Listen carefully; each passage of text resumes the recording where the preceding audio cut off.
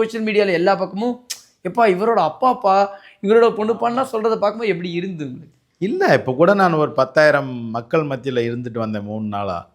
எல்லாரும் இனியா அப்பா, இனியா எப்படி, இனியாவோட இவங்க குழந்தை தான் இனியா, இப்படி சொல்கிற அளவுக்கு தான் நம்ம வந்துட்டோம். ஓகே, ஒரு பெரிய விஷயம் அது. நமது குழந்தைகள் சாதிக்கிறாங்க அப்படிங்கிற போது தான் அது ஒரு சாதனை.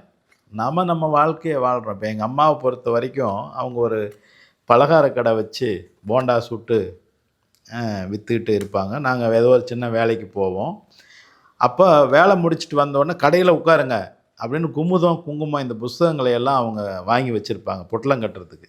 அதையெல்லாம் அப்போவே கிழிச்சு கட்டும்போது தப்பு தப்பாக கிழியும். ஒவ்வொன்றா கிழிச்சு வைங்க அப்படின்னு சொல்லி எங்களை கிழிச்சு கொடுக்க சொல்லி என்னையெல்லாம் கிழிச்சு வைக்க சொல்லுவாங்க. நான் உட்காந்து இது ஒரு பெரிய வேலையாக இருக்குது, நான் இப்போ தான் வேலைக்கு போயிட்டு வந்தேன், இந்த மாதிரி கஷ்டப்பட்டு அதை கிழித்து இது பண்ணிகிட்ருப்பேன். இந்த அம்மா விட்டுட்டு நான் சினிமாவுக்கு வந்துட்டேன். அசிஸ்டன்ட் டைரக்டர் ஆகிட்டேன், டைரக்டர் ஆகிட்டேன், அப்புறம் ஹீரோயின் கல்யாணம் பண்ணிட்டேன், இதெல்லாம் பண்ணிட்டேன். இன்னமும் அந்த அம்மா போண்டா சுட்டுட்டு விற்றுட்டு தான் இருக்கிறாங்க. அதே இடத்துல அதே வேலை அதையே செஞ்சுட்டு தான் இருக்காங்க. என்ன ஒரு விசேஷம்னா, அவங்க அதே குமுதம் பழைய அந்த புஸ்தகங்களை வாங்கி பேப்பர்களை வாங்கி கிழிக்கும் பொழுது எங்கள் ஃபோட்டோலாம் வந்து அதை கிழித்து தனியாக எடுத்து வச்சுருவாங்க.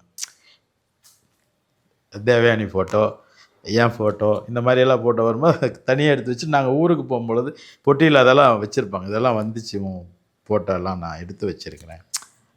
அது சாதனை அவங்களுக்கு.